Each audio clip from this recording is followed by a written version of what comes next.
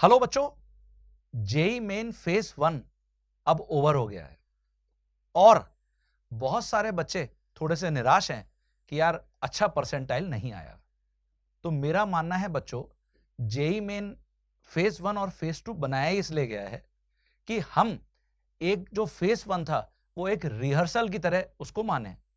अभी तो main picture आपको देखनी बाकी है, फेस 2। तो करना क्या है, आपको इन टिप्स को सिंपली फॉलो करना है अगर आप चाहते हैं कि फेज 2 में आपको अच्छा परसेंटाइल मिले। कौन कौन सी है टिप? टिप 1, सबसे जरूरी जो टिप है कि आपने जो फेज 1 में बहुत भारी भारी मिस्टेक्स कर दी, इतनी प्रैक्टिस करने के बाद भी उनको सबसे पहले इंप्रूव कर लेना है। यह आपको एनालाइज करना है कि मैंने कौन कौन से सब्जेक्ट में, कौन कौन से चैप्टर में मैंने मिस्टेक कर दी है। तो try to improve your mistakes. तो ये टिप 1 है। टिप 2, जिस चैप्टर में, जिस सब्जेक्ट में आपको सबसे ज्यादा डिफिकल्टी फेस करने को मिली फेस 1 में, आप सबसे पहले उसको आप पढ़ना शुरू कर दीजिए। वहां पर आपने देखिए कि कौन कौन से चैप्टर में बहुत ज्यादा आपको एकदम जिसको कहते हैं ब्लंडर मिस्टेक्स कर दी, तो वो आपको पता चल रहा है, आप उनको सबसे पहले अच्छा करिए। जिन सब्जेक्ट में ऑलरेडी आपका अच्छा परसेंटाइल आया है उन सब्जेक्ट को और अच्छा करने से कोई फायदा नहीं होने वाला, लेकिन जिस सब्जेक्ट में आपका सबसे खराब परसेंटाइल आया है उसी चैप्टर को, उसी सब्जेक्ट को अच्छा करने से अब आपका परसेंटाइल इंप्रूव होगा। तो ये टिप 2 बहुत काम की है बच्चों। टिप 3, अभी बहुत सारे बच्चों के बोर्ड एग्जाम्स भी चल रहे हैं जो जेई मेन फेज 1 में अपीयर हुए। ऑलरेडी अपन उन सभी चैप्टर्स से गो थ्रू होके आए हैं, लेकिन मेरा मानना है बच्चों, सिमिलर टाइप की जो प्रॉब्लम है, जो जेई की प्रॉब्लम्स है, आप उनको टच में जरूर बनाए रखिए। मतलब बोर्ड एग्जाम्स के चक्कर में हम अगर बिल्कुल एक महीने का गैप कर लेंगे तो मुझे फिर बहुत सारी प्रॉब्लम होने वाली है। तो टिप 3 यह है कि practising similar type of problem.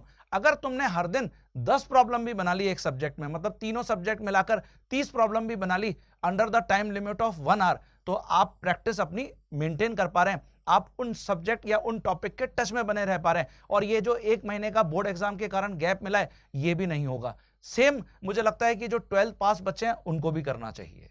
तो ये टिप 3 आपके लिए इंपॉर्टेंट होगी।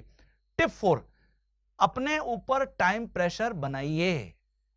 सबसे ज्यादा जो बच्चे प्रॉब्लम में आते हैं वो इसी के कारण आते हैं कि 3 घंटे के अंदर आपको जो 75 प्रॉब्लम्स बनाने हैं, हम 75 प्रॉब्लम्स तक पहुंच ही नहीं पाते हैं। क्यों? क्योंकि हम बिल्कुल सिमिलर टाइप का जो एटमॉस्फेयर है वो पहले तो क्रिएट करते नहीं है, और एकदम जो सडन टाइम प्रेशर आता है उसमें हम सब धराशायी हो जाते हैं। तो घर पे अगर आप 30 प्रॉब्लम्स बना रहे हैं एक सब्जेक्ट के अंदर, तो आपको पता है कि मुझे उसके लिए सिर्फ 1 घंटा मिलने वाला है। मैं तो बोल रहा हूं 1 घंटा भी आपके लिए ज्यादा है, आप तो उसको 45 मिनट्स में बना लीजिए, 45 मिनट्स की जगह 40 मिनट्स ही कर लीजिए, बट ये टाइम प्रेशर में प्रॉब्लम बनाना बहुत जरूरी है। और जो लास्ट टिप होगी बच्चों वो ये है कि सिली मिस्टेक्स को अवॉइड करिए और 75 प्रॉब्लम्स को एटलीस्ट देखने की हैबिट बनाइए 3 आवर्स के अंदर। क्योंकि बहुत सारे बच्चों का ये रहता है कि मैं तो सर 55 प्रॉब्लम या 50 प्रॉब्लम्स को ही देख पाया, बाकी प्रॉब्लम्स मुझे काफी सारी उसमें से आती थी, लेकिन मैं 75 प्रॉब्लम तक पहुंच ही नहीं पाया। तो क्यों नहीं पहुंच पाया यार? आपको किसी ने मना किया था क्या? नहीं मना किया था ना। तो टिप 5 यही होगी कि जो भी आप आपके कोचिंग इंस्टीट्यूशन में या घर पे प्रॉब्लम्स को प्रैक्टिस कर रहे हैं, 75 प्रॉब्लम अगर आप 3 आवर्स में बना रहे हैं तो आपकी हैबिट होनी चाहिए कि कम से कम 75 प्रॉब्लम्स को मैं पढ़ के आया। मैं अटेम्प्ट करने के लिए नहीं बोल रहा हूं, मैं पढ़ के आया, और जितनी प्रॉब्लम्स मुझे आती थी मैं बस उतनी प्रॉब्लम्स को अटेंड कर पाया, मैं सिली मिस्टेक्स को बिल्कुल अवॉइड करके आया। तो मुझे लगता है कि अगर आप ये टिप फॉलो कर लेते हैं बच्चों, तो डेफिनेटली आप अपने जेई मेन फेज 2 के अंदर देखिएगा परसेंटाइल में कितना ड्रास्टिकली चेंज आएगा। तो ठीक है, तो प्रैक्टिस करते रहिए और अपनी प्रिपरेशन को कंटिन्यू करते रहिए, निराश होने की बिल्कुल भी जरूरत नहीं है। ठीक है बच्चों? Okay, best of luck.